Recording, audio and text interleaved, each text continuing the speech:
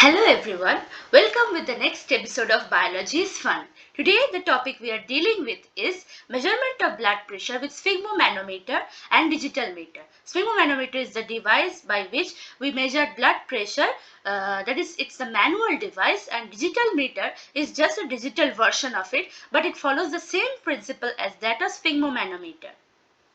Let us begin with our topic. So, you or your grandparents must have gone to the doctor for a regular health checkup or for any sickness related issue. Your doctors might have checked the blood pressure and other things such as temperature, height, weight, etc. before prescribing medicines or concluding anything about your health related issue. Ever wondered what this blood pressure actually is? Blood pressure actually is the pressure that is exerted by the RBC cells, that is your blood, on the walls of the arteries while it's traveling through the arteries. That is, see, this yellow arrow is indicating the pressure that is exerted by the RBC over the walls of your arteries. Blood pressure tells us a lot about the condition of our heart, that is if our heart is working in a proper way. Abnormal BP hints on various heart conditions, and also it also can detect several diseases of the kidneys, and of other organs as well. So we need to check the BP regularly or after a certain interval of time to know if our health is okay and is our body organs are working well. This is a picture of a sphygmomanometer with the help of which the blood pressure is measured. So let us go further into the topic. Now, before understanding anything about how blood pressure is actually taken, which artery is considered for taking blood pressure, let us do a brief revision about the systemic circulation of our heart. That is, how oxygenated, that is good blood, is traveling to different parts of our body, and how the deoxygenated, that is all the waste blood of our body, is traveling into our heart, back into the heart, and then being purified through the lungs, and again oxygenated is being traveled to different parts of our body.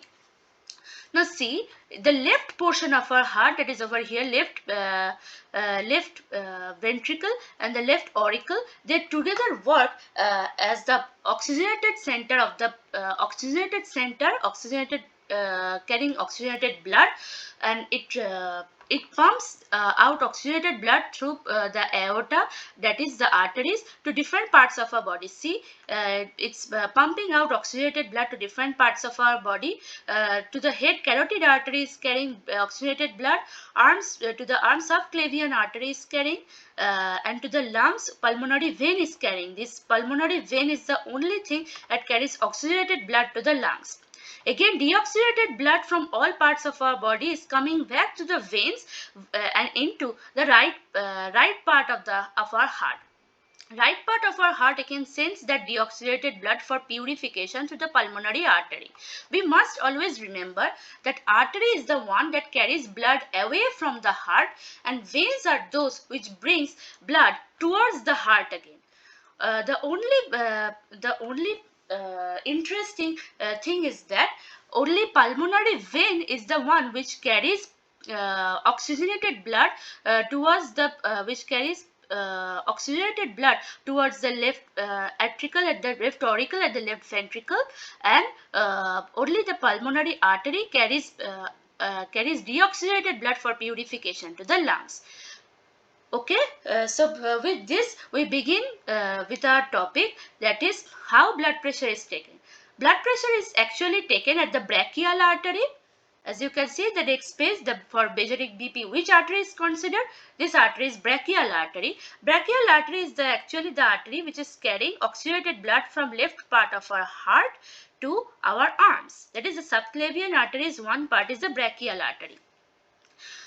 This brachial artery is considered while measuring blood pressure via sphygmomanometer. Now, during blood pressure measurement, you must have noticed we get a high pressure and a low pressure. This high pressure, the first reading that the doctor gets, is called as the systolic blood pressure, which is the pressure exerted by the artery wall produced when the ventricle contract ventricles contract and the huge blood flow goes through different arteries. That's when the pressure on the arteries is maximum, which is the highest blood pressure, is called systolic pressure. On the other hand, the lower pressure in the final reading which is measured is called as the diastolic pressure. That is when the ventricles contract, ventricles relax, sorry.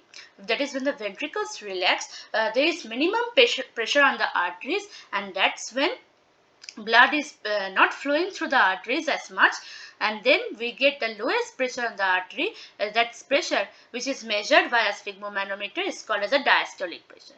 So let us go deeper into the topic to understand more about it. This is the brachial artery. As you can see, this is the brachial artery passing through the arm, and this is where our blood pressure is measured. That is the cuff of the blood pressure measuring device sphygmomanometer is tied right over here.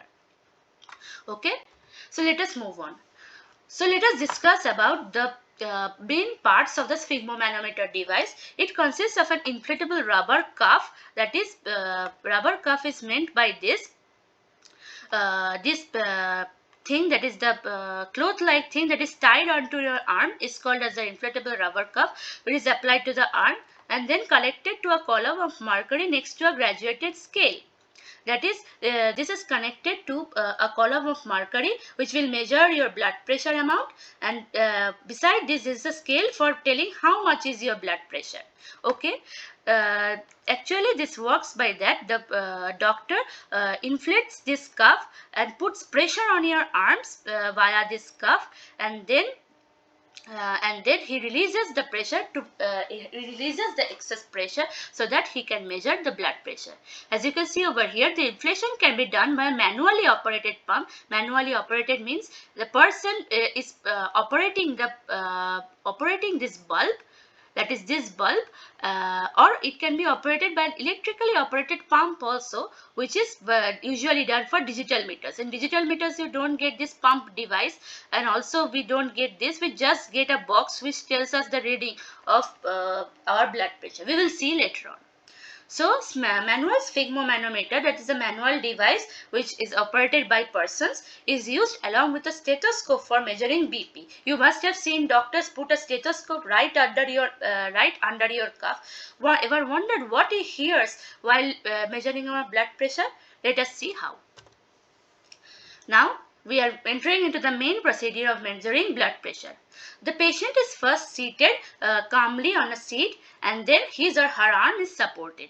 The cuff, that is the cloth that we were talking about, this cloth is the cuff that is placed smoothly and snugly around the upper arm at roughly same vertical height as that of the heart. That is, the cuff must be tied right beside so that its height is right as that of the heart. Now the cuff is inflated quickly, that is the doctor squeezes the bulb and then the cuff is inflated quickly to a high pressure by pumping the squeeze bulb. At this time doctor puts a stethoscope under your arm and listens to the sounds. He is actually listening to the sounds of the brachial artery, by which he is judging how the pressure is changing. That is, the doctor listens to the brachial artery by a stethoscope, then he slowly releases the cuff pressure by opening a valve. Initially, the doctor hears no sound, that is, it's complete silence, indicating that the increased pressure, that is, he has increased the pressure quite high via the bulb. That is, your hand is under a huge pressure right now, so much so that no blood is now flowing through the brachial artery. Okay, so he hears no sound of blood flow. As the pressure slowly falls, at a certain high pressure, the first blood sound is heard. This highest blood pressure at which the blood sounds are first heard is recorded as a systolic blood pressure. That is, as he is releasing the pressure, the first sound which he is hearing in the stethoscope, at that point he is looking in the graduated scale and seeing the pressure. That pressure is the systolic blood pressure, or the high pressure that you get in your BP measurement. That is 120/80. That 120 measurement is this systolic blood pressure. The cuff pressure even falls more cuff pressure even falls more, and the doctor begins to hear different sounds in the stethoscope, which we will be discussing after some time. After which pressure falls to such an extent that he hears no more sound. At that point, when it just stops hearing any sounds in the stethoscope, this is the point where the pressure is the lowest in your body. That's called as the lowest blood pressure or the diastolic blood pressure. Okay, so moving on. Here is a pictorial representation for your better understanding. So this is the normal artery that is being shown. Normal blood pressure is being taken as 120 by 80, a rough estimate, so that the doctors can perfectly measure blood pressure. Okay, 120 systolic, as I have told, and 80 will be diastolic. He is estimating a rough. He is getting a rough estimation on this. After this, he is putting pressure, rubber cuff inflated with air. He is putting pressure on this cuff so that of this bulb, and pressure is increasing on this cuff. As a result, the blood vessel is being constricted. It's slowly becoming squeezed and squeezed up till a point when pressure is very high, so high, pressure above the cuff pressure, that is above 120. He has estimated that pressure might be 120, and so he has increased pressure to a greater extent, more than 120. That is, let us consider 135 or 140. So blood is naturally not flowing. As artery is closed, blood is not flowing. After that, the pressure is slowly released via the valve. He is listening to the sounds. At a point just when the blood pressure touches 120, or the pressure that the person really has, blood pressure, at the point where it reaches the highest blood pressure of that human, her blood begins to flow. He begins to hear small swishing sounds in the stethoscope. It is at this point he knows that it's the highest pressure on the body at which blood flow just begins. That is the systolic blood pressure. Here we are saying that the rough estimate is equalizing with that what he's getting, but it may not be so. Maybe his blood pressure be at 135. He is first hearing the sound, so his highest blood pressure, systolic pressure, will be then 135. Okay, now the pressure is dropping even more until it drops to the rough estimate of the lowest pressure of the body, that is 80. At that point, he's stopping. He hears no more sound. The sound stop. Pressure at cuff below 80, the sound stop. It is at this moment the doctor knows that is the lowest pressure at which blood flows, as when the ventricles relax, is the lowest pressure that the arteries face, and this pressure is called as the diastolic blood pressure. So you must be more clear about the procedure in which manual sphygmomanometer is measuring our blood pressure. Okay. Now an interesting point, comparing what happens with the heart by actually what we are doing via blood pressure measurement. When the ventricle of the heart contracts, what we have learned, when the ventricle contracts, the blood gushes out of the arteries. The impure blood goes to the lungs, and the pure blood flows out through the arteries to different parts of the body. At that point, arteries is facing a huge, tremendous pressure of the blood to be supplied to different organs of our body. That is why at that time pressure on the arteries is maximum as systolic pressure. Okay. Similarly, compare over here. Similarly, during BP measurement, we have increased the pressure to a very huge extent that the blood flow stops in the artery. Slowly releasing pressure up till a point that a certain highest pressure blood sounds are first heard. So we are estimating is the highest pressure at which blood flows, which may be compared to that of the previous case, that is when arteries are giving maximum blood flow, it is experiencing the most pressure, the highest pressure, that is maximum pressure. So we can compare the both of these cases when the during BP measurement, with the pressure highest pressure at which blood flow just begins, that can be also called as a systolic pressure. Okay. Now when the ventricle relaxes, blood no longer flows through the arteries, and so pressure on the arteries is minimum. Naturally, when ventricle relaxes, it's filling, that is the heart is filling with the blood before it's pumped, and so no arteries are no more pumping blood to different parts of the body. Arteries are facing minimum pressure, diastolic pressure. Similarly, consider the case during BP measurement when pressure falls to such a low extent where the doctor hears no more sounds in the stethoscope. That is, the brachial artery is then fully dilated, that is facing minimum pressure, is called diastolic pressure. We are actually making a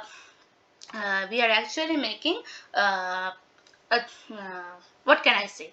The contraction of the heart and the relaxation of the heart. We cannot go into the heart and measure the pressure, isn't it? So we are making a and another picture by which we are estimating that this is the highest pressure at which blood is flowing. This must be the systolic pressure then. This is the lowest pressure at which the blood is flowing. This must be the diastolic pressure then. And you understand, we are comparing both of this like this. Okay. Now, BP sounds that I was talking of, the sounds that the doctor is hearing while measuring blood pressure with the sphygmomanometer. Those sounds are called as the Korotkov sounds, which was discovered by the Russian physician Nikolai Korotkov in 1905, where he was working at the Imperial Medical Academy in St. Petersburg. You must know about this. It may be asked in future, so you must know about this. So Korotkov sounds are the sound that doctor listen by stethoscope when he or she is taking blood pressure. Now let us elaborate on what these Korotkov sounds actually are.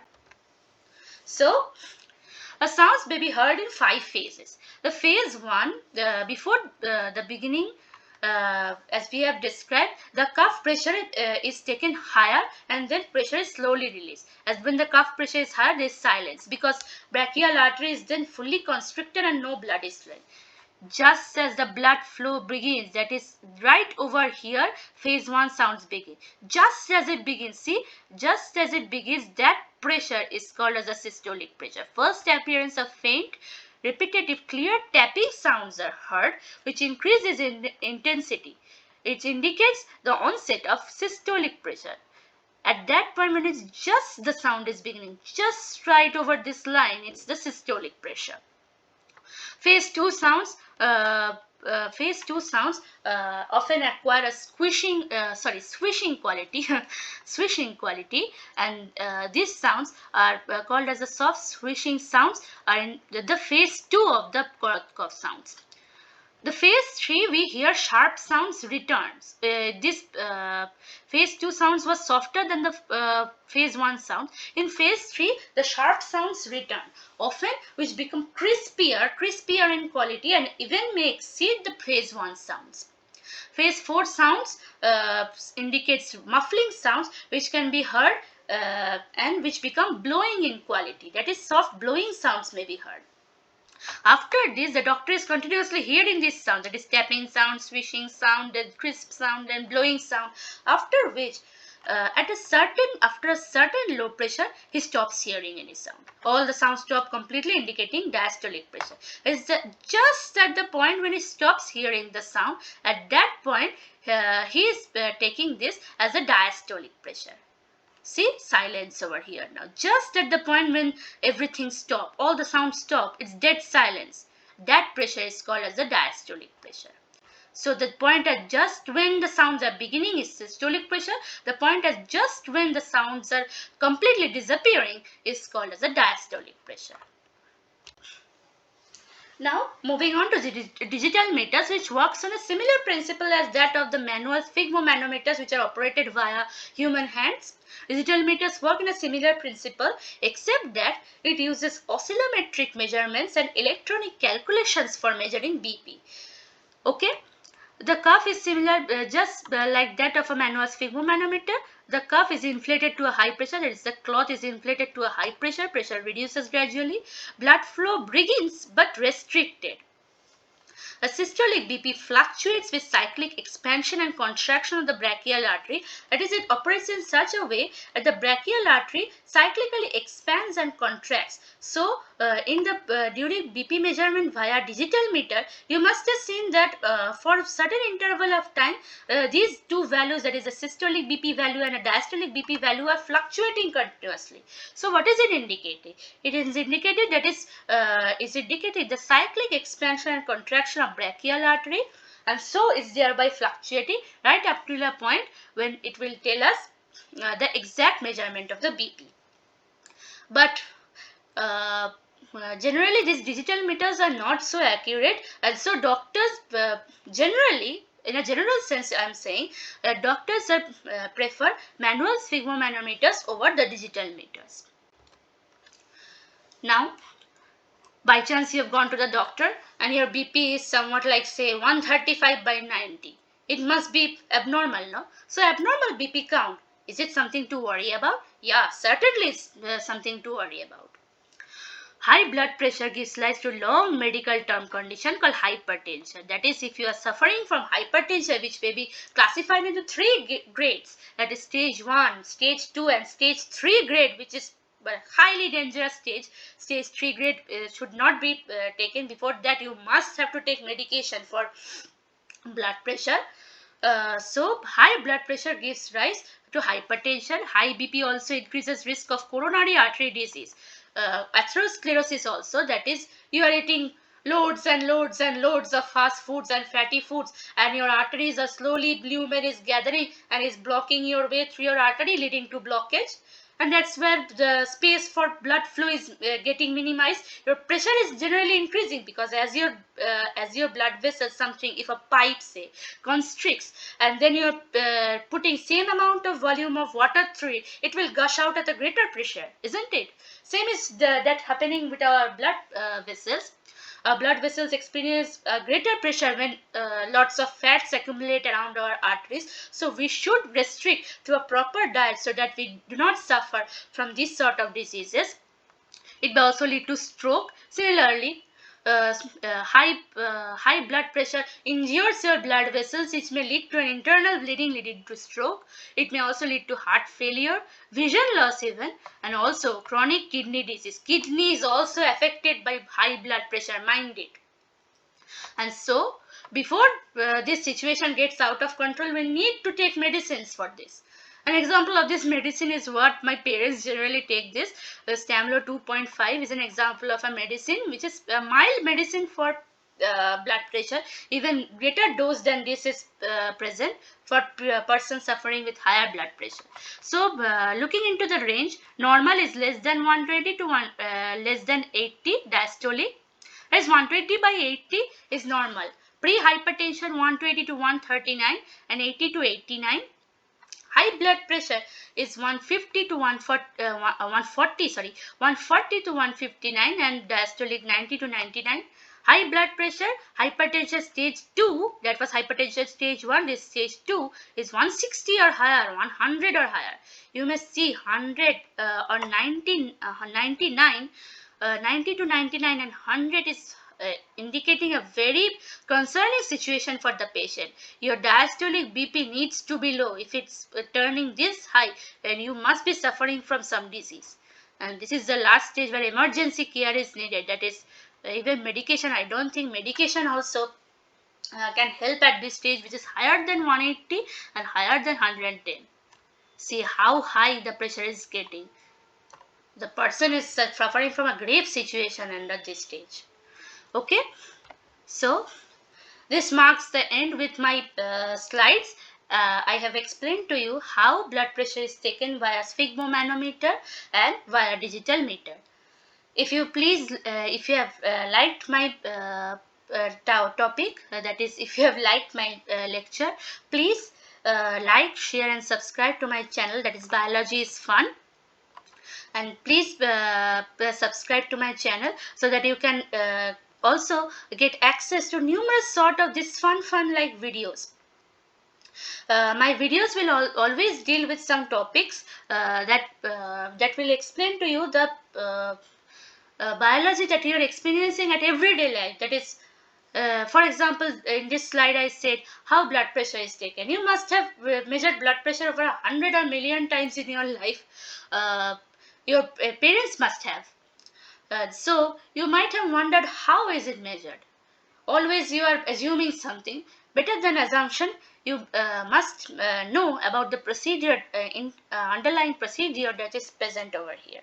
So without any further delay, I would like to thank you for listening to my slides, and please like, share and subscribe to my channel. Bye for today. I'll be back again with some interesting topics later on. Thank you.